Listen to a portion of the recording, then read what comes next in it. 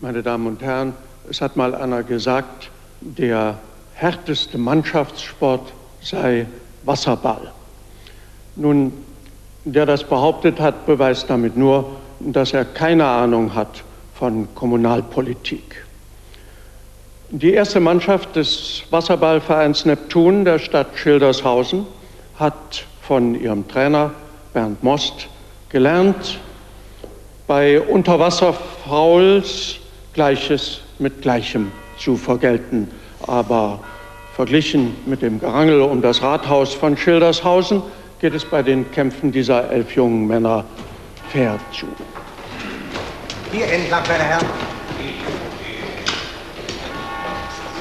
Ja,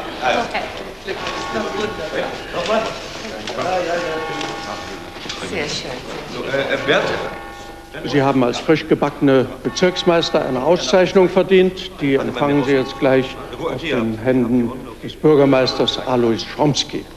Bis Alois Schromsky sich aus den Machtkämpfen lösen kann, die um seinen Schreibtisch toben, ist noch etwas Zeit für ein Erinnerungsfoto von der ersten Mannschaft des Vereins, von dem Trainer Bernd Most, vom ersten Vorsitzenden Kurt Balkenrauch und von seiner Frau Elise.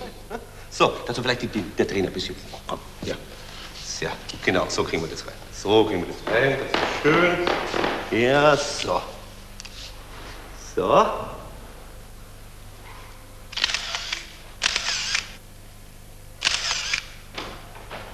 So. Der Herr Bürgermeister. Diese Amtskette macht mich doch verrückt. Zigarre weg, Herr Bürgermeister. Das sind Sportler. Meinetwegen.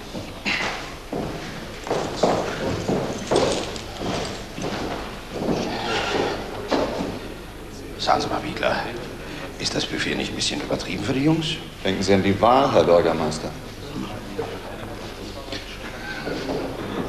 Man wird richtig wieder jung, wenn man Sie, lieber Herr Most, und Ihre Jungs sieht.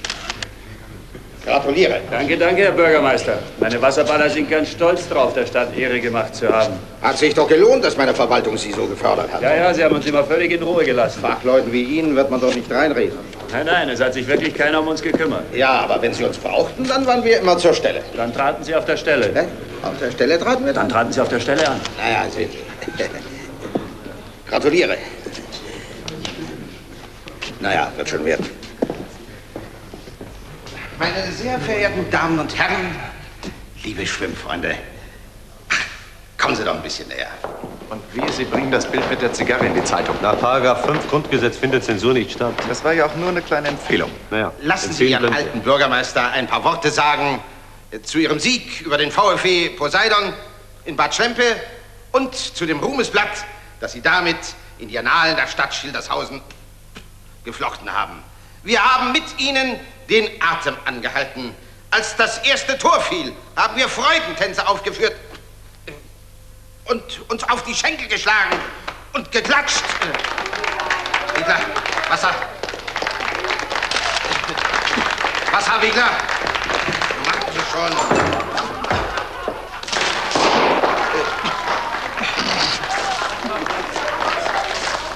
Das ist doch komisch. Bürgermeister Schromsky hob die Verdienste hervor, die er sich an der Förderung unserer jungen Wasserballer zuschreibt. Er vergaß aber die Eigeninitiative des Neptun-Trainers Bernd Most zu erwähnen. Trotz mangelnder finanzieller Unterstützung und unmöglicher Trainingsbedingungen in dem veralteten, verseuchten Flussbad in der Schilde, bla bla bla bla. Fräulein Schlebusch, rufen Sie Wiegler zu mir. Wiegler, Sie möchten bitte zum Meister kommen. Der Bürgermeister glaubt, die Bürger merken es nicht, dass Jugendförderung und Umweltschutz in Schildershausen seit Jahren vernachlässigt werden. Er täuscht sich über das Maß des Unwillens, der sich bei den Lohnempfängern anhäuft. Aber bei den nächsten Wahlen wird er seinen Lohn empfangen. Das ist doch die Höhe. Einstampfen sollte man das. Statt dass er einen Bericht über eine Feierstunde schreibt, treibt er Agitation. Kennen Sie diesen Jürgen Bastel? Ja, flüchtig. Er spricht immer wie ein großer Idealist. Schreiben tut er wie ein großer Narr. Warum haben Sie hier nicht eingegriffen, Wiegler? Ich habe Bastel gewarnt. Sowas spricht man mit dem Verleger ab. Und Der kann seinem Redakteur auch nicht die Hand führen. Auf die Straße setzen würde ich den Mann. Das wäre völlig verkehrt. Sie sollen regieren, Herr Bürgermeister, nicht reagieren. Doch, ich will reagieren. Und zwar sauer. Diese Begrüßungsfeier gestern, wie Sie die vorbereitet haben, das war reinster Dilettantismus. Ich konnte ja nicht ahnen, dass Sie bis zur letzten Sekunde Ihre Zigarre rauchen müssen. Aber mehr Publikum hätten Sie zusammentrommeln können. Dieses winzige Häuflein, das war ja mehr als traurig. Dann hätten ja noch mehr Leute mit angesehen, was Sie mit Ihrer Zigarre anstellen. Na und? Das wären ja nur städtische Angestellte gewesen. Denen ist es wurscht, was ich mache. Die wählen mich sowieso. Da bin ich nicht so sicher.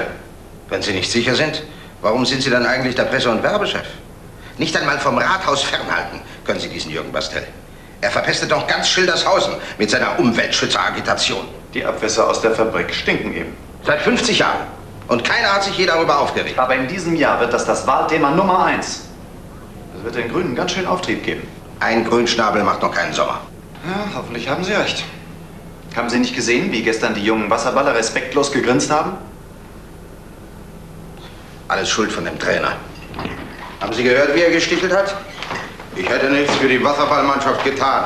Da ist ja auch was Wahres dran. Wir müssen uns was einfallen lassen. Wir brauchen einen Wahlknüller. So wie vor 5 Jahren zum Beispiel, die Abschaffung der Polizeistunde. Freund Schlebusch, Sie kennen doch die Wünsche der Jugend. Was würde die jungen Leute motivieren, mich wiederzuwählen? Eine bessere Altersversorgung. Tja, wenn ich das Pensionsalter auf 50 herabsetzen könnte, aber das kann nur Bonn. Mehr Urlaub. Und häufiger Weihnachten. Nein, unser Wahlknüller muss etwas Bleibendes, Handgreifliches sein. Ein Kinderzoo. Die 4-Jährigen wählen mich nicht. Aber die Mütter. Die wählen, was ihnen ihre Männer vorschreiben. Das dürfen Sie aber nicht laut sagen, sonst haben Sie den Manzen auch noch auf dem Hals. Fräulein Schlebusch, würden Sie wählen, wen Ihnen Ihr Mann vorschreibt? Natürlich. Natürlich. Ja, wenn er sonst macht, was ich will. Mir fällt noch etwas ein, was wir gerne haben würden. Eine richtige Festhalle, wo dann Pink Floyd auftritt mit Brick in the Wall oder so. Ja, da protestieren die Umweltschützer. Die brauchen wir. Und kriegen sie nicht. Besonders nicht die Jungen. Ich habe hier die Ergebnisse einer Meinungsumfrage, die ich bei Frau Dr. Nobelnesser in Auftrag gegeben habe. 70% der 18- bis 25-Jährigen und 65% der 26- bis 35-Jährigen sind gegen uns. Der Rest ist nicht für uns. Für sowas geben Sie Geld aus. Ja, umsonst kann es Frau Dr. Nobelnesser nicht machen. Das sind Steuergelder, die Sie zum Fenster hinauswerfen. Wenn die Jugend mit 70% für sie stimmte, würde Ihnen der Posten keinen Kummer mehr machen. Natürlich nicht. Dann wüssten wir ja, dass wir nichts zu befürchten haben, außer der Rechnungsprüfung. Wissen Sie, Wiegler, diese Umfragen erinnern mich immer an die Sache mit der ehelichen Treue.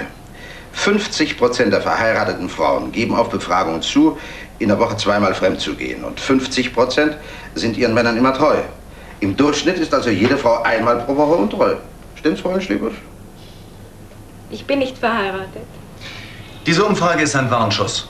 Sie muss streng vertraulich bleiben. Für vertrauliche Schriftstücke gibt es nur 3 passende Aufbewahrungsorte. Den Tresor, den Papierkorb oder das Kopiergerät. Und in welcher Reihenfolge, Herr Bürgermeister? Fragen Sie Wiegler. Meine Damen und Herren, da liegt es, mein geliebtes Schildershausen, an einem wunderschönen Tag. Ist es nicht das Abbild der guten alten Zeit, als die Welt noch in Ordnung war? Die Bürger von Schildershausen sind ein fleißiger Menschenschlag. Sie hassen den Müßiggang und haben es deshalb zu etwas gebracht. Auch ihr Stadtoberhaupt lässt sich gar nicht gern von seiner Arbeit losreißen. Heute aber ausnahmsweise hat Bürgermeister Schromsky etwas eher Schluss gemacht. Bescheiden wie er ist, steuert er selbst seine alte Dienstkarosse nach Haus, um ungestört über einen Wahlknüller nachdenken zu können. Auch Schromskys tüchtiger Presse- und Werbemann Jochen Wiegler hat die Tür zu seinem Büro hinter sich abgeschlossen. Er ist dienstlich unterwegs. Er stattet gerade der bekannten Demoskopin und Politologin Dr. Katharina Nobel-Nesser einen Besuch ab.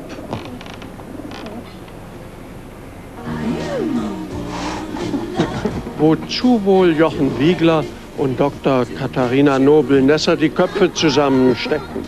Nun, das ist ja klar, weil sie gleichfalls den Wahlknüller beraten, der Alois Schromsky für weitere 5 Jahre auf dem Stuhl des Bürgermeisters halten soll. weder der forschende Gesichtsausdruck von Dr. Nobel-Nesser noch das loyale Minenspiel von Jochen Wiegler sind erkennbar, und das ist schade.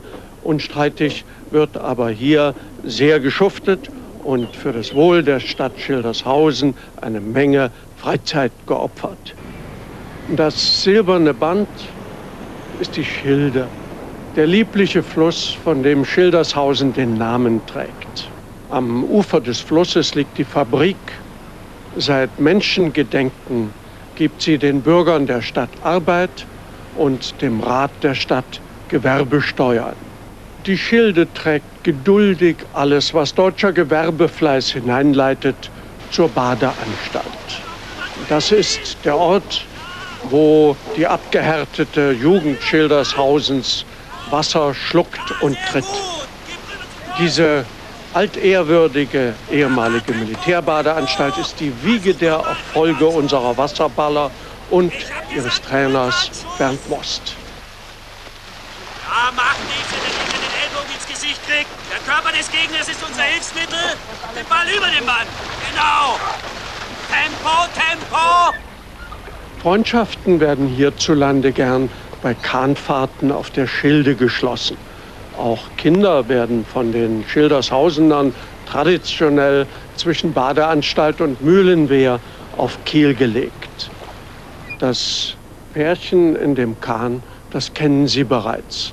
Es sind Karin Schlebusch, Schromskys Sekretärin, und nun werden Sie sich wundern, Schromskys ärgster Feind, Anzeigerredakteur Jürgen Bastell.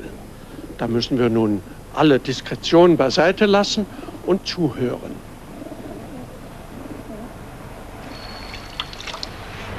Passen Sie auf, dass Sie keinen Ausschlag an Ihren Händen bekommen. Warum denn? Wenn Sie wüssten, was alles aus der Fabrik an Rückständen in die Schilde fließt. Zum Beispiel das hochgiftige Bleiweiß. Und was das Hochwasser auf den Liegewiesen hinterlässt. Aus den Quecksilberspuren könnte man 100 Thermometer machen. Sie machen einem ja richtig Angst. Glauben Sie, diese Kapitalisten würden auch nur einen kleinen Teil ihrer Profite in eine moderne Kläranlage stecken? Wieso denn? Dazu kann man sie doch zwingen. Nicht solange da ein wichtiger Mann seine schützende Hand über diese Ausbeuter hält. Wer soll denn das sein? Ihr Boss, Karin. Nein, das glaube ich nicht. Doch, doch. Wegen der Gewerbesteuer. Um Gottes Willen. Wenn der erfährt, dass ich mit Ihnen in einem Boot sitze, dann ist der Teufel los. Ja. Lassen Sie es nur niemandem wissen. Ich werde mich hüten. Aber Sie müssen auch dicht halten. Ja. In die Zeitung will ich es nicht gerade setzen, ne? Von Schlebusch. Karin. Nein. In der Zeitung machen Sie nur Bürgermeister Schromsky madig. Ja, kräftig. Den machen wir fertig. Der verliert die Wahl. Wir haben alle jungen Leute hinter uns. Für die Rathauspartei, da rührt keiner mehr einen Finger. Die Bürgerinitiativen zeigen, dass wir von der Verseuchung der Schilde genug haben. Schromsky ist am Ende. Sagen Sie das nicht. Mein Meisterchen ist immer noch gut für ein paar Überraschungen. Ja, der hat nichts mehr zu bieten. Na, wieso? Es sind doch nur 70% der 18- bis 25-Jährigen und nur 65% der 26- bis 35-Jährigen gegen ihn. Nur? Woher wissen Sie denn das so genau, Karin? Ja, nichts Bestimmtes weiß ich ja auch nicht. Doch, Sie wissen da was. Sie müssen mir das erzählen. Das ist Dienstgeheimnis. Dienstgeheimnis. Wie geht das ab? Schromsky die Wahlen verliert, wenn ich meinen Job los, Schatz. Ja, schön. Gegenteil, Karin. Wir brauchen dann für das Vorzimmer des Bürgermeisters eine eingearbeitete Kraft, die alle intimen Vorgänge kennt. Hm? Von intimen Vorgängen will ich gar nichts wissen, Herr Bastell. Außerdem, wenn es herauskommt, wenn Sie mich auf dem Laufenden halten, kommt überhaupt nichts heraus. Hm? Und wenn ich das nicht tue? Tja, es kann unangenehm für Sie werden, wenn der Bürgermeister erfährt, dass Sie mir schon mal die Prozentsätze verraten haben. Hm? Das kann er ja nur von Ihnen hören. Ja, und? Sie Schwein. Karin. Ach, fassen Sie mich nicht an!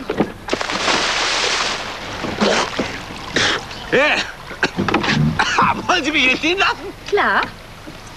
Hoffentlich kriegt das Schwein am ganzen Körper Ausschlag.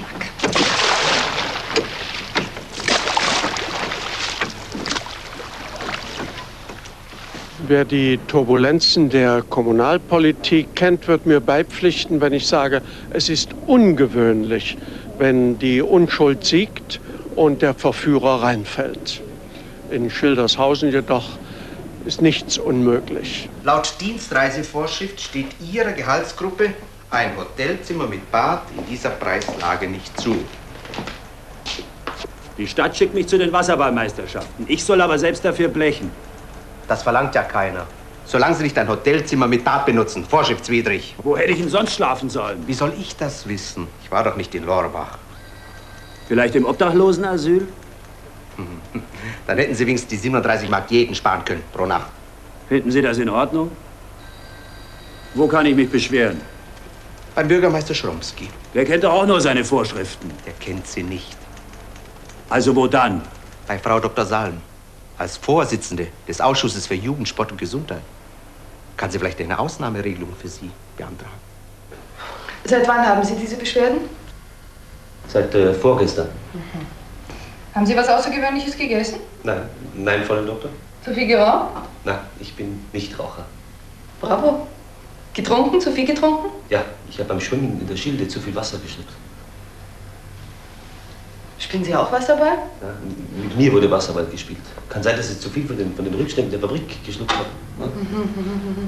Ja, Blutdruck ist in Ordnung, dann legen Sie sich doch bitte mal dahin, ja? Ja. Also das muss an dem Bleiweiß im Wasser liegen. Der Bürgermeister hätte schon längst die Fabrik zu einer neuen Kläranlage zwingen müssen. Seine Versäumnisse stinken geradezu zum Himmel. Ja, fast wie seine scheußlichen Zigarren. Mal ganz locker lassen. Ja. Ja, ist eigentlich in Ordnung. Was ist das? Machen Sie mal so. Ja? Sagen Sie, wollten Sie nicht mal ein Institut gegen Nikotinmissbrauch einrichten? Hat Schromsky immer verhindert, dafür gibt's kein Geld. Das reicht schon, danke. Ja.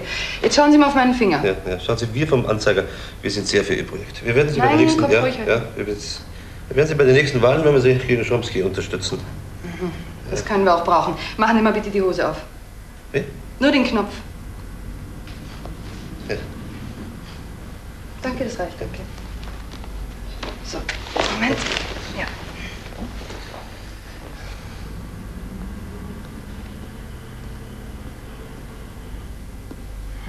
Jetzt mal ganz locker lassen. Ja. Oh. Ja. Und jetzt mal tief einatmen, bitte. Ja. Sehen Sie, wir wissen, dass Sie sich Ihrer gesellschaftspolitischen Verantwortung bewusst sind. Eigentlich sind Sie ein sehr, sehr schönes Fräulein Doktor. Bitte? Herr Bastel. Ja. An der Tür steht bitte anklopfen. Ja, aber das habe ich doch. Nützt ja nichts. Wo fehlt's denn? Ich wollte nur wegen der Bezahlung des Hotelzimmers was besprechen. Bezahlung des Hotelzimmers. Ach so, ja. Ja, dann will ich nicht weiter stören, ne? Also jetzt mal hier geblieben. Überlegen Sie sich, Herr Bastel, wie Sie Herrn Most Ihr kindisches Benehmen erklären wollen. Und Sie, Herr Most, stellen bitte die kompromittierende Bemerkung mit dem Hotelzimmer richtig, ja? Kompromittierend? Ich habe in Lorbach während der Wasserballmeisterschaften in einem Hotel wohnen müssen. Leider ohne Sie. Das mehr Diäten kostete, als mir zusteht. Herr Zeisig schickt mich zu Ihnen. Das leider ohne Sie können Sie sich sparen. Ich kann das Zimmer ja nicht nachträglich mit Ihnen teilen. Hätten Sie denn gern? Sie sind genauso unmöglich wie Herr Bastel. Gehen Sie doch zu Schromsky. Dem ist Wasserball wurscht. Typisch. Diese Pfennigknauserei ist typisch für die Stadtverwaltung von Schildershausen. Ja, dafür interessiert sich der Anzeiger immer. Moment mal. Ja. Sagen Sie, Sie sagten, Sie hatten ein Zimmer. Ja, ein Zimmer mit Bad für Aha. 60 Mark und 37 stimmen mir nur zu. Es gab nichts anderes. Augenblick. Ja, wie? Machen Sie sich bitte Ihre Notizen nicht auf meinen Karteikarten. So, ich habe Ihnen hier etwas aufgeschrieben. Davon nehmen Sie 3-mal täglich einen Teelöffel zu den Mahlzeiten. Wenn es nicht hilft, rufen Sie an. Meine Herren, die Sprechstunde ist beendet. Auch für Sie, Herr Most. Wenn ich Schromsky sehe, werde ich ihn auf die Differenz ansprechen. Ja, ich bitte Auf darum. Wiedersehen. Auf Wiedersehen. Auf Wiedersehen. Sagen Sie, Herr Most, Was hat denn ich mit Ihrer Verdauung zu tun? seitdem ich Ihr verseuchtes Schildewasser geschluckt habe, da läuft's bei mir. Da läuft's bei mir hinten raus und zwar ständig. Ah, so schreiben Sie auch Ihre Artikel. Wissen Sie, was Sie sind? Sie sind ein Risiko. Ein Risiko für die öffentliche Gesundheit. Ich verklage Sie und die Stadt. Nun bleiben Sie mal auf dem Teppich, Bastel. Ich werde Ihnen beweisen, dass wir uns Ihnen reden. Und zwar in aller Öffentlichkeit. Und jetzt verschwinden Sie. Aber schnell. Toilette ist vorne links.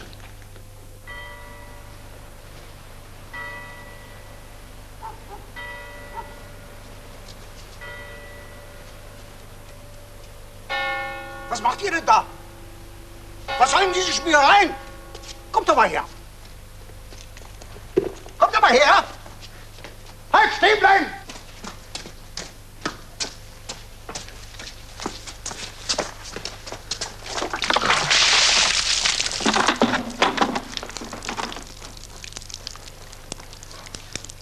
Ihr Säue.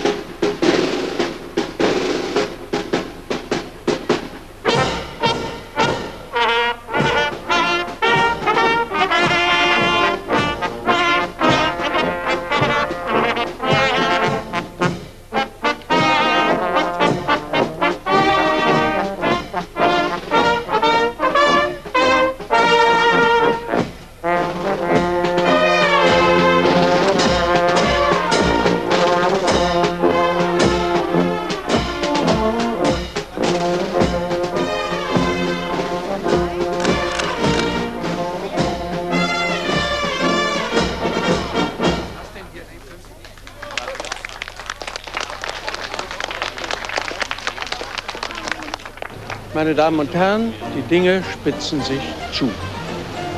In unserem Schildershausen zerfällt die Ordnung. Politologen würden von einem Prozess der Polarisierung sprechen. Zu Deutsch, man gerät sich in die Haare. Hier die Rathauspartei, ideenlos, konservativ, pragmatisch, zynisch verteidigt sie die Privilegien des Kapitals und das vermeintliche Recht auf Verschmutzung der Natur.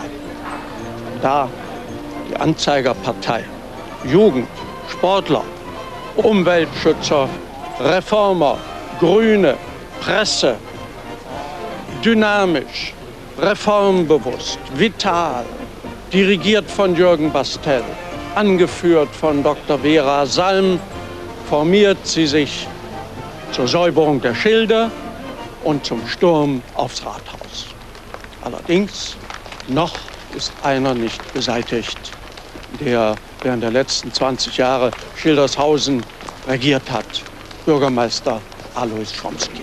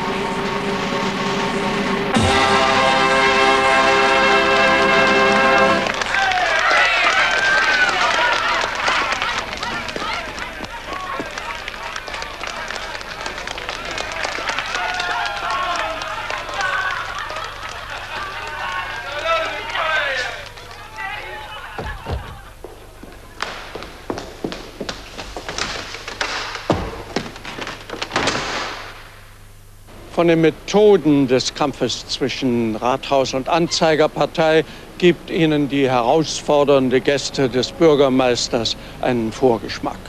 Dennoch möchte am Ende dieser Kampf zum Wohle meiner geliebten Stadt Schildershausen ausgehen, der Stadt, deren Bild ich bei meinen Wanderungen durch die Welt immer im Herzen trug, so wie es der Dichter des Schildershausener Heimatliedes singt.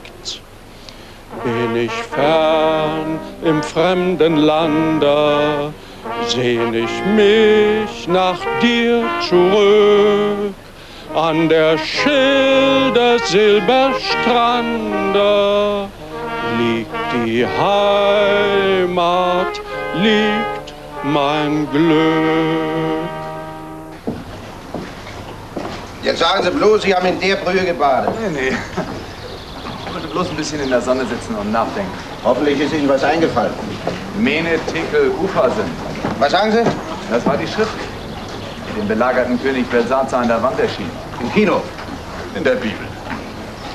Die Schmierereien am Rathaus sind in Mene, Tekel. Gewogen, gezählt. Quatsch. Es muss uns noch was einfallen. Sonst gehen wir baden. Wir wollen aber nicht baden gehen. Doch, Herr Bürgermeister, wir wollen baden gehen. Ich bin im Gespräch mit Frau Dr. Nobelnessner auf eine Idee gekommen. Wir wollen baden gehen. In ein neues städtisches Schwimmbad. Ein was? Eine funkelnagelneue, blau gekachelte, beheizte Schwimmhalle. Mit Gegenstromanlage, Sauna, Fitnessroom, Badenkapelle. Sie sind wahnsinnig, Wiegler. Schildershausen hat ein neues Schwimmbad ungefähr so nötig, wie ein Fisch ein Fahrrad braucht. Schildershausen braucht es vielleicht nicht.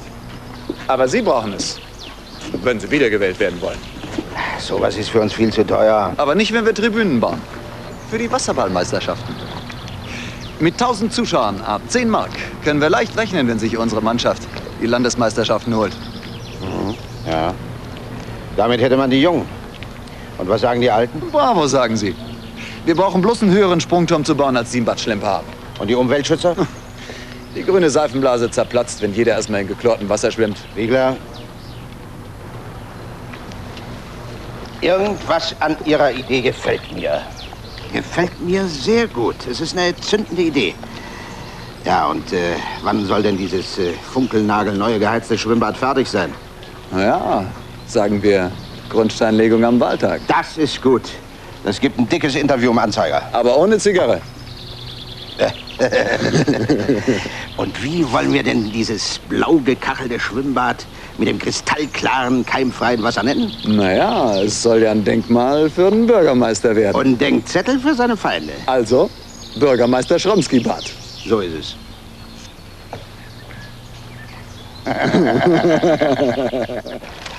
Ja, schön.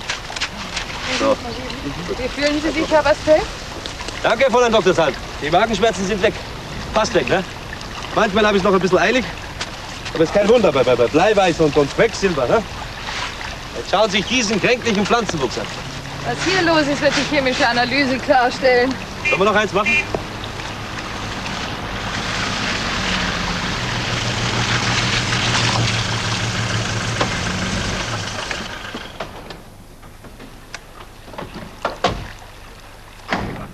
Herr Bürgermeister, ich wäre bereit, die verseuchte Wiese der Stadt abzukaufen.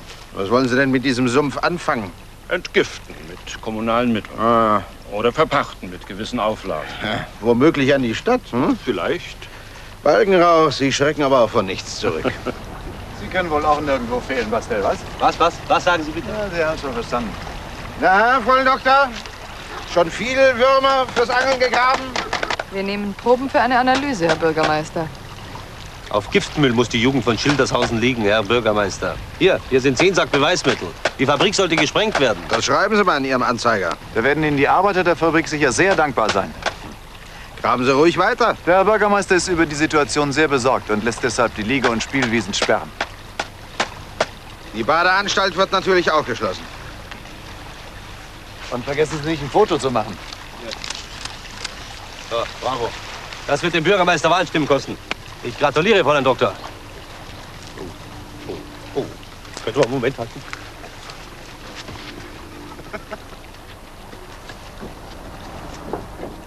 Das sind die Tabellen über die Bodenbeschaffenheit. Ne? Hier. Der Vorstand des Schwimmvereins Neptun und Frau Dr. Sand. Bitte.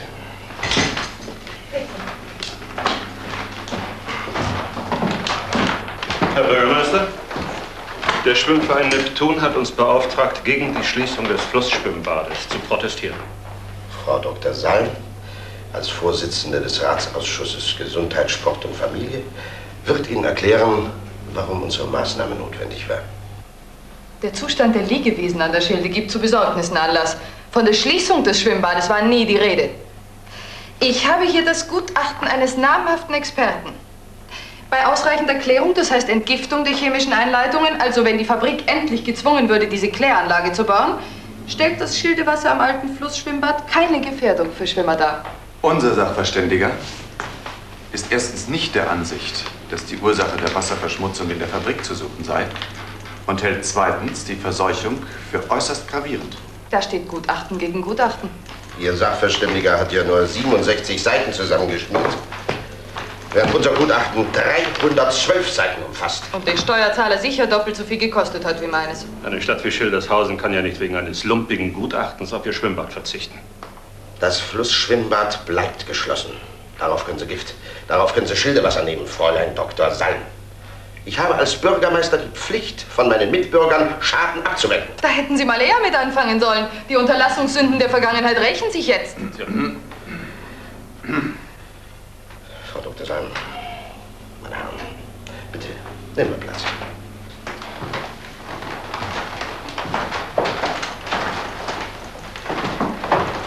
Ich möchte Ihnen vom Schwimmverein Neptun eine Eröffnung machen. Da bin ich aber gespannt. Schildershausen braucht mehr Industrie. Wer Industrie ansiedeln will, muss höhere Freizeitwerte vorweisen können, etwa wie Bad Schlempe. Unser Fluss war keine Attraktion. Gut, dass Sie das endlich einsehen.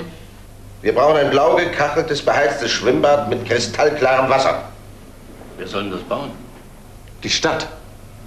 Wenn der Herr Bürgermeister die Ratsversammlung davon überzeugen kann. Also da hätten Sie ich meine die volle Unterstützung des Schwimmvereins Neptun. Und Frau Dr. Salm wäre sicher dafür. Nein, Sie wären dagegen? ganz bestimmt. Seit ich im Rat von Schildershausen sitze, wird uns vorgejammert, die Stadt hat kein Geld. Kein Geld für den Ausbau der Infrastruktur, kein Geld für ein Institut gegen Nikotinmissbrauch, kein Geld für ein anständiges Hotelzimmer, wenn Bernd Moss die Wasserballmannschaften zum Siege führt. Alles Wichtige unterbleibt aus Geldmangel. Nur die Polizeistunde wird aufgehoben, weil das mehr Getränkesteuern bringt. Und jetzt plötzlich eine Schwimmhalle. 2970 Gemeinden in der Bundesrepublik besitzen ihre eigene Schwimmanlage. Wissen Sie, wie hoch die 2970 verschuldet sind? Haben Sie schon mal was von Zuschüssen gehört? Wie viel Millionen kostet denn so ein Schwimmbad? Wenn sich Bad Schlempe ein blau gekacheltes, geheiztes Schwimmbad mit kristallklarem Wasser leisten kann, wird Schildershausen eine Wahl an Land ziehen können. Und die Folgekosten, Pflege, Heizung, Reinigung. Hygiene hat ihren Preis. Da kommen wir ja billiger weg, wenn wir einen Bus kaufen und jeden Bürger von Schildershausen einmal täglich kostenlos ins Bad von Bad Schlempe fahren und wieder zurück. Sind ja nur 11 Kilometer. Ja, das wäre auf alle Fälle mal eine Übergangslösung, für die ich einen Bus preiswert zur Verfügung stellen könnte. Selbstverständlich würde unsere Anlage ein 50-Meter-Becken ausschließlich für Wasserballer haben und 1000 Zuschauerplätze. Donnerwetter. 1000 Zuschauerplätze. Da könnten wir die Austragung der Wasserballmeisterschaft nach Schildershausen holen. Herr Bürgermeister, kein Mensch in Schildershausen weiß, wie man ein solches Schwimmbad baut und was es wirklich kostet. Sie rechnen die Ankündigung doch bereits in Wahlstimmen um. Nur weil Sie wiedergewählt werden wollen, missachten Sie alle Regeln der soliden Finanzgebarung. Aber ich werde die Stadt Schildershausen vor einer gigantischen Fehlinvestition schützen. Gegen meinen Ausschuss wird es Ihnen schwerfallen, einen Beschluss durchzuboxen für ein pompöses, wie sagten Sie, beheiztes, blau gekacheltes, kristallklares Schwimmbad, in dem 5% des Wassers aus der Pisse von Schulkindern besteht. Nein. Als Erstin muss ich Ihnen sagen, lieber in altvertrauten Bleiweiß schwimmen als in schwach verdünnten Chlor. Tag, Herr Zeisig. Frau Balkenrauch, was kann ich für Sie tun? Ach, eine ganze Menge. Mein Mann und ich, wir sind vom Bürgermeister eingeladen, ihn auf seiner Schwimmbadbesichtigungstour zu begleiten, nach Schweden, auf die Schweren. Scheren, Frau Balkenrauch. Meinetwegen und nach Amerika. Ich weiß, ich weiß. Sie wissen es schon? Ich fahre ja mit. Sie? Na, jemand muss doch die Kasse machen. Ach, ist ja wunderbar. Dann können Sie mir doch sicher helfen, all diese grässlichen Formulare auszufüllen, die man fürs Visum Na, braucht. selbstverständlich, bitte. Nehmen Sie Platz. Dankeschön.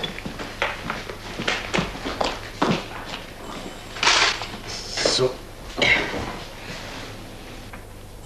Und erst mal zu Ihnen, Frau Balkenrauch. Vorname Elise. Mhm. Ihr Mädchenname war doch wohl Säusel.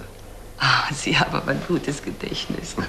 Ich habe mich immer nach Ihnen umdrehen müssen, wenn Sie zur Kirche gegangen sind. Sie trugen das Gesangbuch so schön vor sich her. Daran können Sie sich noch erinnern? Wir nicht. So, Geburtsdatum? 2. Mai 1941. Geburtsort und Wohnort Schildershausen. Augenfarbe grau-grün. Und die Größe? Lassen Sie mich mal schätzen. 112, 85, 95. Wir brauchen für den Pass nur eine Zahl. Ach so. Ich schätze 1,74. Stimmt. Und nun die besonderen Kennzeichen. Zeisig. Naja, wenn Sie keine haben, dann haben Sie keine. Ist doch keine Schande. Nur wenn Sie welche haben und die stehen nicht im Pass. Und bei der Ankunft in New York werden Sie durchsucht. Und die Beamten stoßen dann auf das besondere Kennzeichen. Dann läuft's. Ja, also das mache ich nicht mit. Wenn ich durchsucht wäre, dann fahre ich gar nicht mit nach Amerika. Dann soll mein Mann sehen, wie er den Auftrag alleine Ich rein. sage ja auch nur, wenn Sie durchsucht werden. Und wenn die Beamten das besondere Kennzeichen finden. Aber wie gesagt, das passiert unter 100.000 Fällen nur einmal. Und außerdem, ich bin auch noch da. Ach, Sie sind so ritterlich, Herr Zeisig. Sie sind ein Schatz. Ausholen. Handgelenk fest. Rechtes Bein setzen. Ja, sehr gut. Vor dem Körper treffen. Exzellent, Frau Dr. Salm. Nochmal Schritt vor, Schritt. Ja, gut. Nicht so verhalten, Frau Dr. Salm. Denken Sie sich jemanden aus, den Sie nicht leiden können. Und dann schlagen Sie zu. Ja. Ich kann ja nicht immer an Schromsky denken. Dieser Geizkragen. Geizkragen? Sie sollten mal sehen, wie er rechts und links Geschenke austeilt, seit er die Idee mit dem Schwimmbad gehabt hat. Ihnen hat er auch was zugedacht. Mir? Er will, dass Sie mit ihm auf große Reise gehen. Damit ich mein Hotel wieder selbst bezahlen muss? Ich fahr nicht.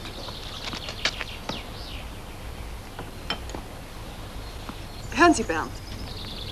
Schromsky kommt mit seinen Schwimmbadplänen bei der Ratsversammlung nicht durch. Das merkt er. Mein Ausschuss hält dagegen. Was macht dieser gerissene Bursche also? Er bildet eine Expertenkommission, die sich einen Monat lang Schwimmhallen ansehen soll. Schweden, England, Amerika. In Amerika? Kosten spielen gar keine Rolle. Das fällt überhaupt nicht ins Gewicht, sagt er. Verglichen mit den Kosten, die ein schlecht konstruiertes Schwimmbad verursacht. Und jetzt will er noch einen Schwimmtrainer in der Kommission haben. Ich werde mich hüten. Ich fahr nicht. Schromsky rechnet doch damit, dass die Eingeladenen nach der Rückkehr aus Amerika jeden gewünschten Bericht schreiben. Sozusagen als Gegenleistung. Wir müssen es aber verhindern, dass diese Sache zur Wiederwahl von Schromsky führt. Und wodurch? Sie reisen mit. Sie versuchen, die Kommission vom Unsinn einer solchen Investition zu überzeugen. Sie beobachten unterwegs, was gegen den Bau eines solchen Schwimmbades spricht. Sagen Sie, haben Sie mal was mit der Niere gehabt? Sie versorgen mich mit Munition für den Kampf gegen Schromskys Schwimmbad. Aber ich habe gar nichts gegen ein 50-Meter-Becken. Das kriegen Sie doch in jedem Fall. Nur wenn Schromsky es baut, wird er wiedergewählt und Sie können Ihre Hotelzimmer weiterhin selbst bezahlen. Herr Zeisig, zahlen Sie dem Bernd Moss die Differenz zwischen Hotelkosten und Diäten endlich aus. Vor ein paar Tagen haben Sie mir das untersagt. Ich habe meine Meinung eben geändert. Das ist gegen die Vorschrift. Seien Sie doch nicht so bürokratisch.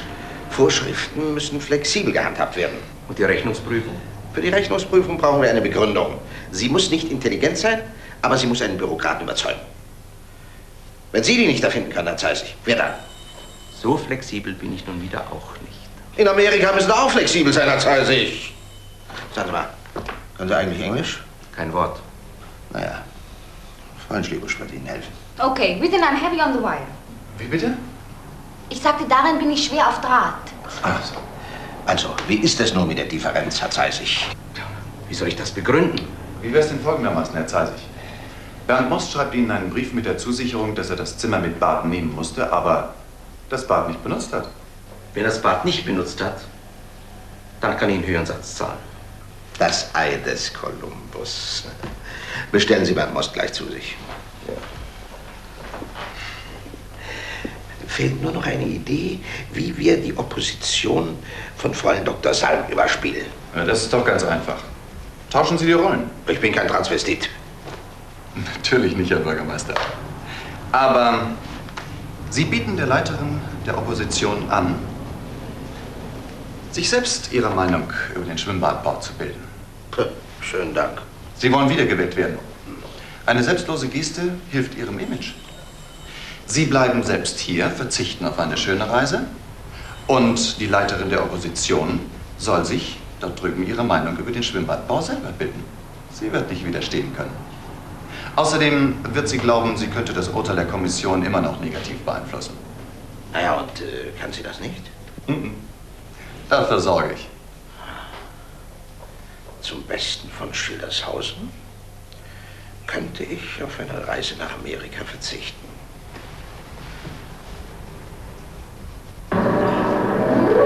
We'd like to extend a special Cypress Gardens welcome today to our special guests from Schildershausen in Germany. And in German, we say it this way.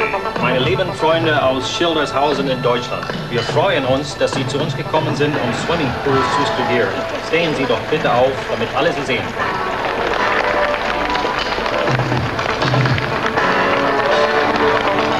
Three members of the exciting Cypress Gardens Helicopter Squad. Up, around, and down the triple helicopter.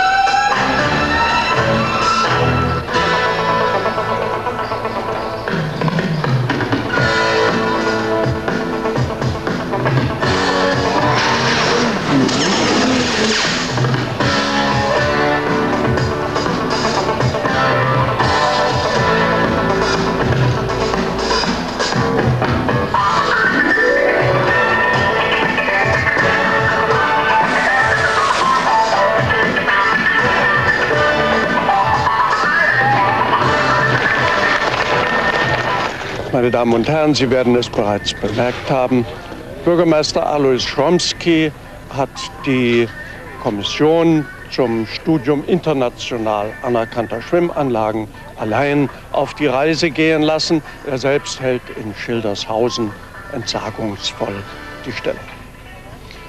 Die Kommission hat in Schweden Schwimmbadbenutzungsgebühren und in England die Dienstanweisungen für das Badepersonal studiert. Sie hat sich in New York bis zur völligen Erschöpfung mit der Technik von chemischen Großfiltern und Umwälzpumpen auseinandergesetzt und dann ihr Tätigkeitsfeld nach Florida verlegt, wo man die meiste Erfahrung in Bau und Betrieb von Schwimmbädern hat. Und hier endlich können Sie einmal die Mühen, die Strapazen, die Anstrengungen kennenlernen, deren sich eine solche Kommission im Dienste der Heimat unterziehen muss. Wir beginnen mit Karin Schlebusch, der Sekretärin des Bürgermeisters.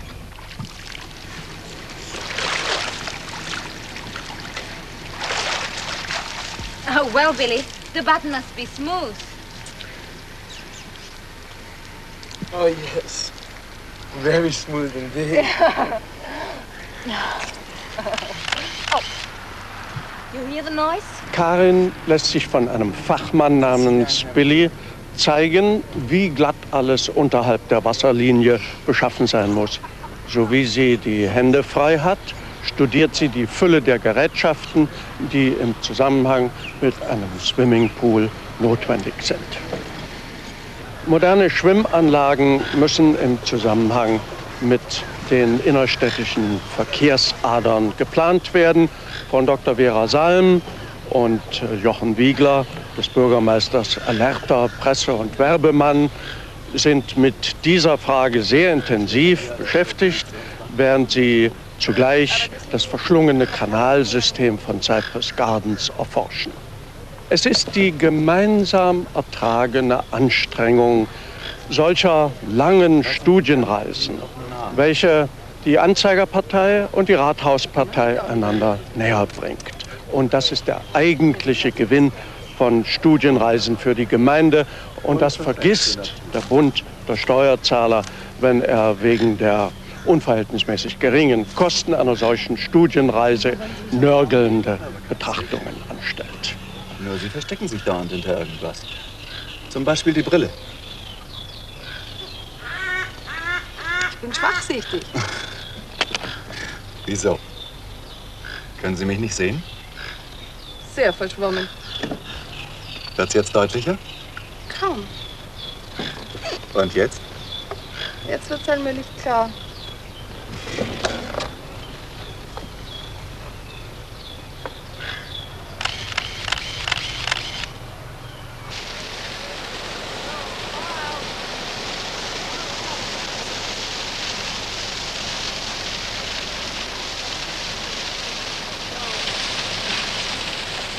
Excuse me, Mr. Would you be so kind and make a picture for me and the lady? Einen tüchtigen Bauunternehmer muss man nur in die Welt hinausschicken und schon setzen sich seine Eindrücke in zündende Ideen um. Kurt Balkenrauch verbringt keinen Moment in Florida müßig. Ihm obliegt es, die Kosten der Schwimmbadkonstruktion zu berechnen. Dafür sammelt er Bildunterlagen und kalkuliert währenddessen die Umlaufgeschwindigkeit und Pumpenstärke eines künstlichen Wasserfalles. All the way down, and how about a big hand for the Lone Parrot? And for my next number now, it's time to meet little Pee-wee. Pee-wee is the youngest and the smallest member of the show. Wenn Frau Elise Balkenrauch mit von der Partie ist, so hat das überhaupt nichts mit den Wahlstimmen zu tun, die sich Bürgermeister Alois Chromsky vom Bau seiner Schwimmanlage verspricht. Kurt Balkenrauch kann sich um seine Elise nicht so kümmern, wie er vielleicht möchte. Das hängt mit seinen Berechnungen zusammen. Aber zum Glück gibt es ja noch Herrn Zeisig von der Stadtkasse, einen Kavalier alter Schule. Auch Bernd Most, der Wasserballtrainer, Sportlehrer und Tennisprofi von Schildershausen, geht nicht müßig. Er benutzt die Gelegenheit, um seine Wasserkünste zu vervollkommnen. Außerdem knüpft er gute internationale Beziehungen an und praktiziert sie mit der attraktiven und sehr aktiven Cypress Gardens Nixe Nelly.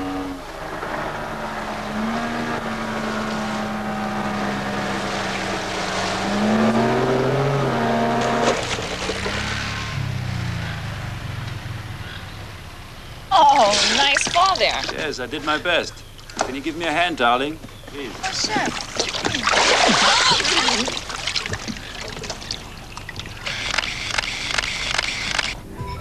Also Preise sind das hier. Ein Steak $13. So viel zahlen Sie im Goldenen Lamm in Schildershausen auch. Und da haben Sie keine wunderbare Drogenkulisse dabei. Aber auch kein Schwimmbassin.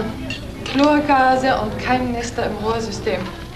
Die aktive und attraktive Nelly vom Unterwasserballett erinnert Bernd Most durch die Glasscheibe an eine Verabredung für später. Das Essen heute Abend geht doch auf Rechnung der Stadtkasse, Herr Zeisig. Oder müssen wir das von Diäten bezahlen? Haben wir eine geschäftliche Besprechung oder eine repräsentative Veranstaltung? Wir haben jetzt Sachverständigenkonferenz mit Marc Spitz. Ich notiere ein Arbeitsessen mit Marc Spitz und Angehörigen mit Besichtigung eines Schwimmbassins mit Einrichtung zur Unterwasserfotografie. Mr. Riegler, there's a telephone call from Germany for you in the lobby. Was meint er mit Lobby?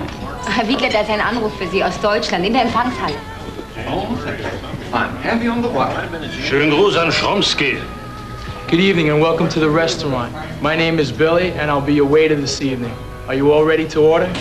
Karin, dann bestellen Sie schon mal was für uns. Ja. Also ich möchte Schrimpcocktail und Porterhouse Steak. The lady wants shrimps cocktail and porterhouse steak. Well done. Oh, thank you.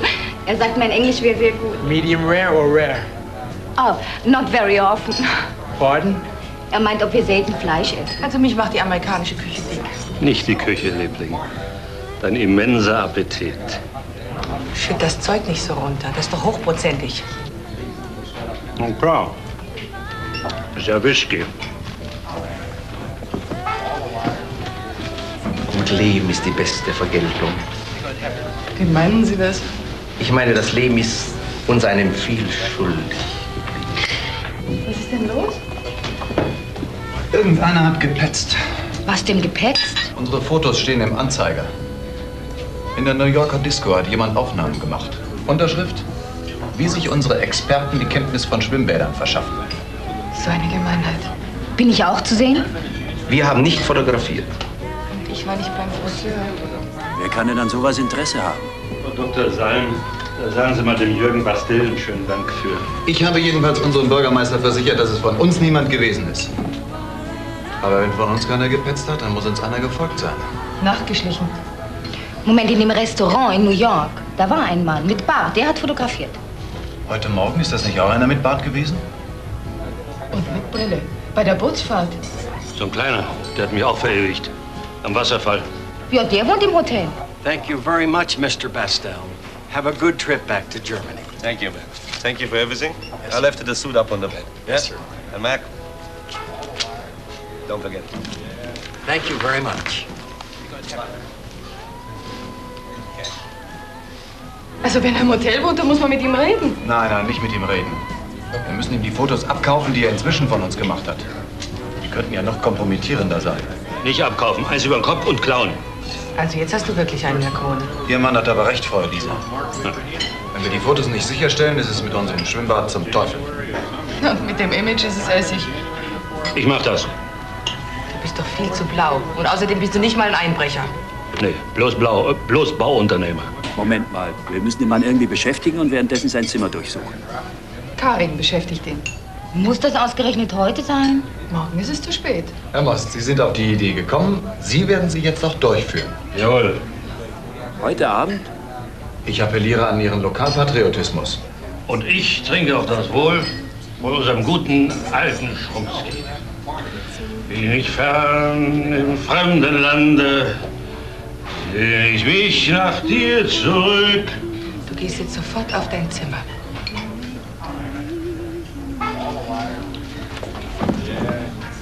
An der schilderfremden Strand, schöne Strande, ist die Heimat, ist das Glück.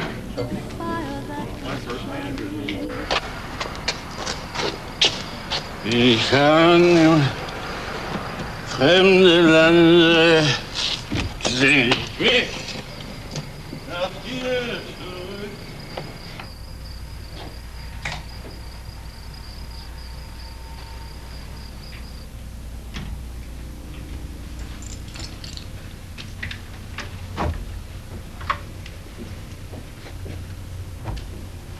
Die ist offen. Ich schau mal nach, ob er drin ist. Aber leise.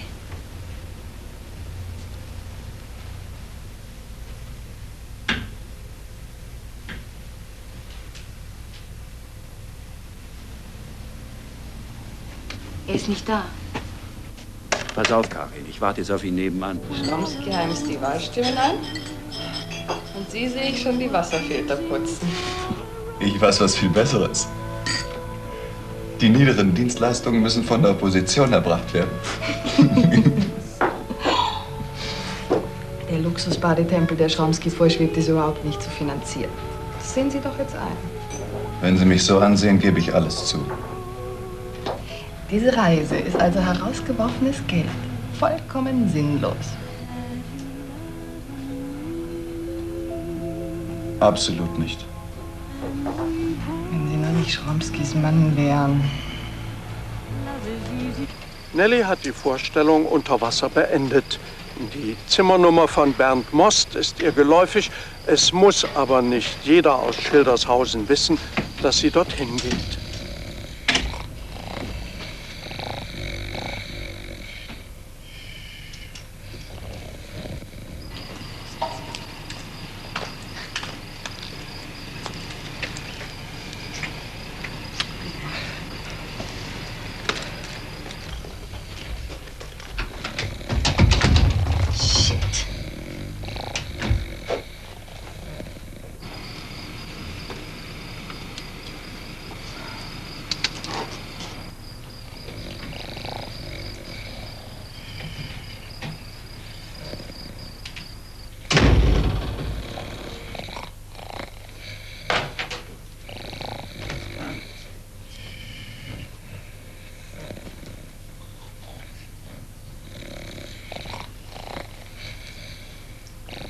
Amerika.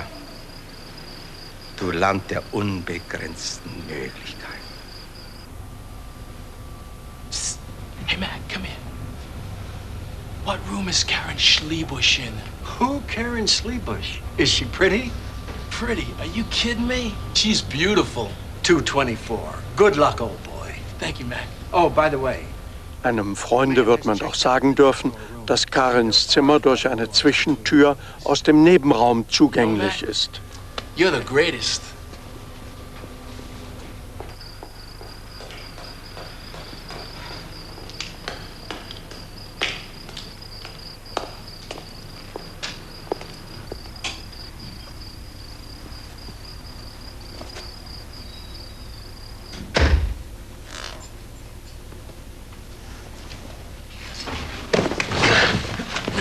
Karin, ich hab ihn! Hey, what's going on? Let me go! Wo sind die Bilder? I don't understand. What's going on? Let me go! Karin, frag ihn, wo er die Bilder hat. Where are the pictures? What pictures? I know! Mit dem Kopfkissen im Gesicht kann er ja auch schlecht antworten. Billy, you? You son of a bitch!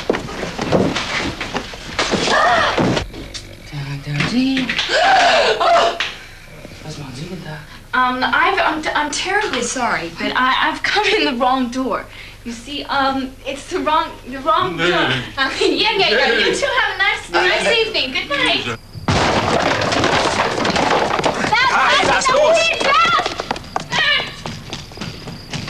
Bernd, wait! Bernd!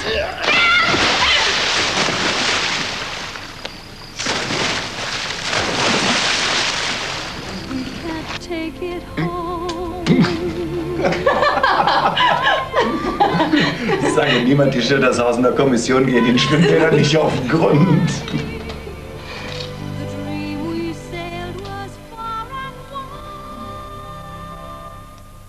Meine Damen und Herren, die Arbeit eines Bürgermeisters für seine Stadt reißet nimmer ab. Wenn die Hähne krähen, ist er schon auf oder noch. Die Entscheidung für oder gegen die städtische Schwimmanlage und damit die Wiederwahl Chromskys steht auf des Messers Schneide. Und deshalb ist es vielleicht erklärlich, dass er sich bei der bekannten Politologin und Demoskopin Dr. Katharina Nobel-Nesser Rat und etwas persönlichen Zuspruch holt.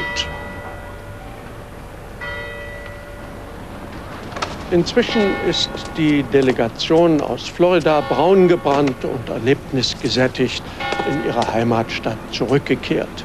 Ein Blick auf die Praxis von Frau Dr. Salm bestätigt, dass der alerte Pressemann Chromskys, Wiegler, immer noch in nächtelangen Diskussionen bemüht ist, die Opposition von Frau Dr. Salm gegen die Schwimmanlage zu besänftigen.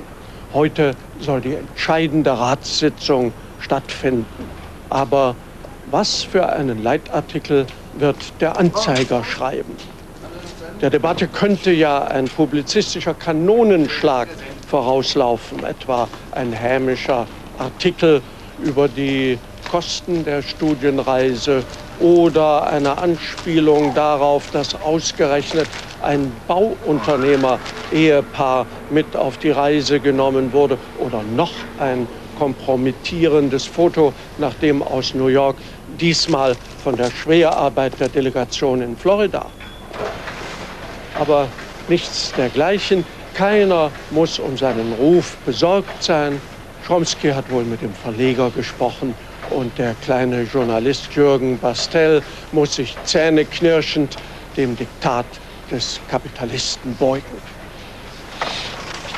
Aber wenn Jürgen Bastel schon nicht schreiben darf, was ihm seine Überzeugung gebietet, so druckt er doch hinter dem Rücken seines Verlegers früh um die 6. Stunde das Etikett für die Tüten von Heilschlamm.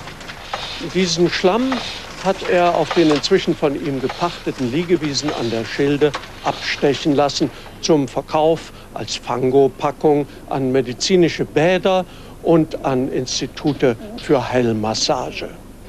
Sie wundern sich, angesichts des verseuchten Zustandes der Liegewiesen. Aber, meine Damen und Herren, bedenken Sie doch, dass ein Heilmittel im Grunde genommen nichts anderes ist als ein Gift, in kleiner Dosis und zum rechten Zeitpunkt verabreicht.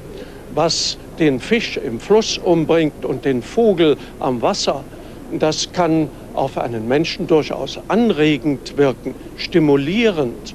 Fragen Sie Ihren Pharmazeuten. Deren Geschäft hat sich infolge solcher Paradoxe in der letzten Zeit sehr belebt. Aber nun auf zur Ratsversammlung. Die Studienkommission warnt vor falschen Schlüssen. In Amerika kann eine solche Halle billig gebaut werden. Dort hat ein Bürgermeister nicht mit den kostspieligen Forderungen zu rechnen, die der Gemeindeunfallversicherungsverband, der Gewerbeaufsichtsverband, das Gesundheitsamt, die Wasserschutzpolizei, der Brandschutz und die Baubehörde stellen. Herrn Schromsky muss gesagt werden, dass es hier in der Bundesrepublik nicht ohne die verteuernden Eingriffe der Bürokratie geht. In den USA geht's auch ohne.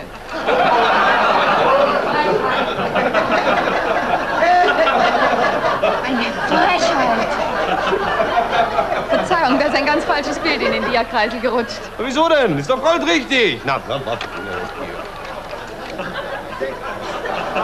Das sind die richtigen. Ein Schwimmbad ist eine hochkomplizierte Maschine. Wer soll denn in Schildershausen die Reinigungsfilter, die Umwälzpumpen, die Klima- und Entlüftungsanlage, die Heizungskessel sachgemäß einstellen, instand halten, pflegen, reparieren? Was er da?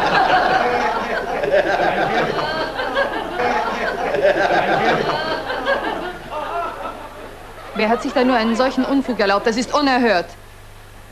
Ich bitte sehr um Entschuldigung.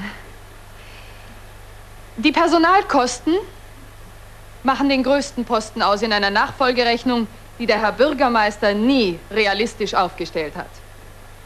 Er weiß nicht oder will nicht wissen, dass die Schwimmhalle in Bad Schlempe jährlich ein Defizit von 600.000 D-Mark in den städtischen Haushalt reißt. Durch steigende Heizölkosten wird dieses Defizit ständig größer. Dazu kommt die Zerstörungswut einiger Raudis, die immense Summen kostet. Die können ja nicht von Automaten überwacht werden. In USA verfährt man nach der Faustregel, jeder Badegast muss sich dauernd beobachtet fühlen. Miese Klatsche. Erlauben Sie mal. Gerechnet mit diesem Zwerg.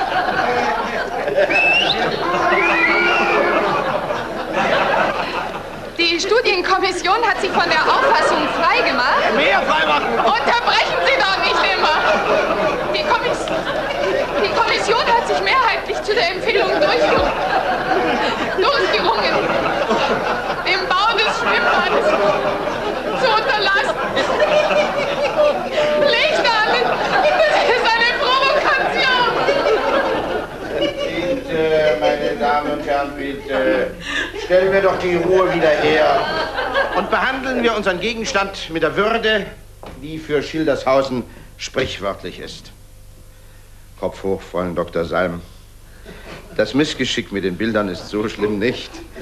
Die Presse wird sicher darüber in dem Sinn berichten, dass Schwimmhallen mit der Freizeit des Bürgers zu tun haben und dass sich die Studienkommission alle Mühe gegeben hat, die Freizeitwerte am Schwimmwasser, wie soll ich sagen, abzutasten, ja, plastisch darzustellen.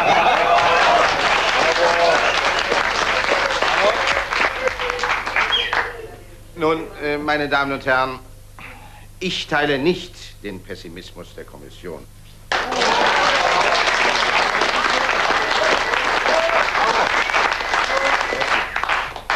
Die Sorge für den Bürger im kommunalen Bereich besteht aus Topfgucken.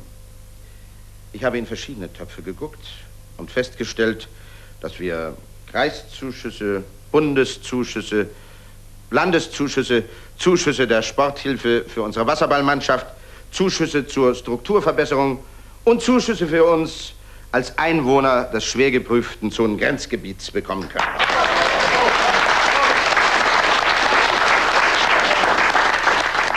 Um genau zu sein, 90% der Finanzierung sind bereits aus Fremdmitteln gedeckt.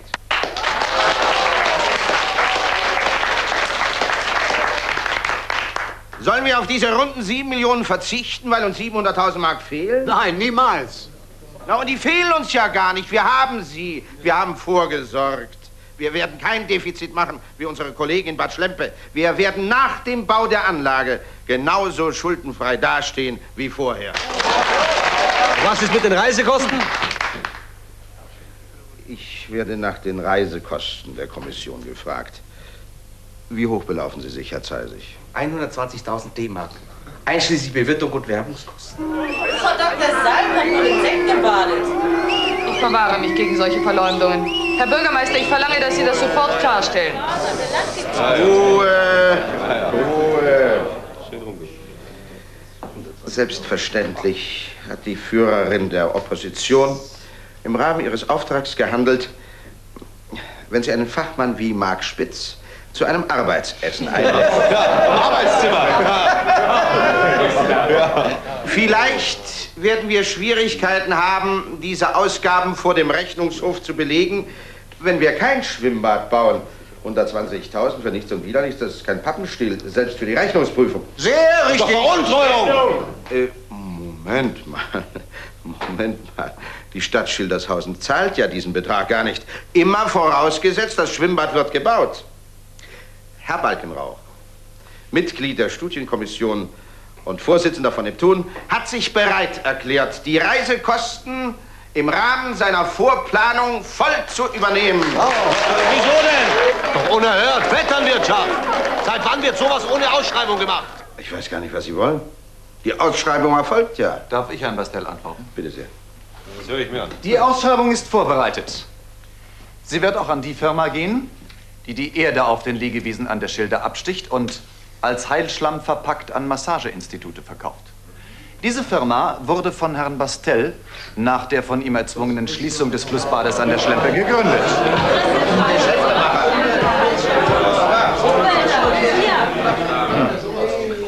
Die Firma von Herrn Bastel wird aufgrund ihrer besonderen Erfahrungen im Umweltschutz mit ihrer Aufforderung zur Teilnahme an der Ausschreibung zu rechnen haben.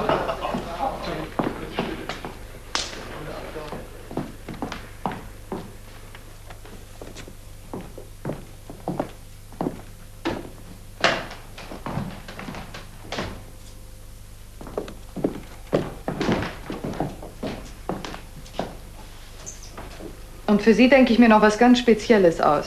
Da bin ich aber gespannt. Herr Bastel? Herr Wiegler? Na, ich warte. Ja. Worauf? Die Abrechnung. Die Abrechnung? Ja, die Abrechnung. Ja, am 1., ne? Wie aus? Nein, Herr Bastel. Morgen früh um 9 bei Schromsky im Büro. Der Schlamm muss ja mal langsam Erträge abwerfen. Und Sie sind nicht allein in der Firma. Ja, gut, okay. Also dann? Ja. Tschüss. Schönen Abend noch. Ja, gute Nacht.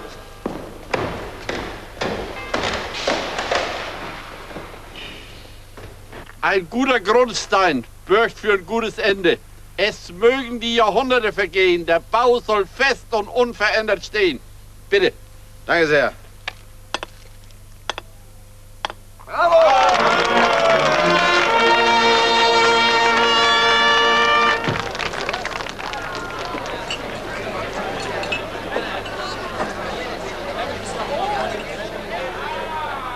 Meine Damen und Herren, der Ratsbeschluss fiel einstimmig aus. Es kann deshalb bereits heute am Wahltag der Grundstein des Bürgermeister-Schromsky-Bades gelegt werden. Frau Dr. Salm hat auf ihre Gegenkandidatur in den Gemeindewahlen verzichtet. Es sollte deshalb auch Ihnen, meine Damen und Herren, nicht schwerfallen, wenn Sie jetzt aufs Rathaus gehen und auf Zimmer 12 Parterre rechts Ihrer Wahlpflicht genügen. Was wollte ich sagen? Es sollte also auch Ihnen nicht schwerfallen, den einzig richtigen Namen mit einem Kreuz zu bezeichnen.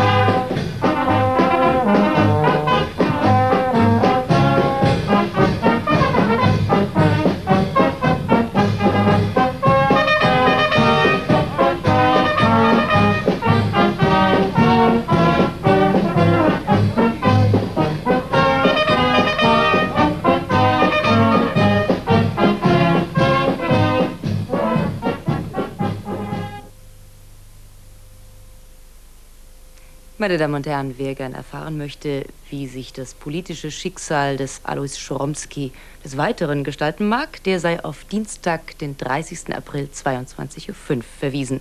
Dann wird es sehr viel Interessantes und Neues aus Schildershausen zu berichten geben.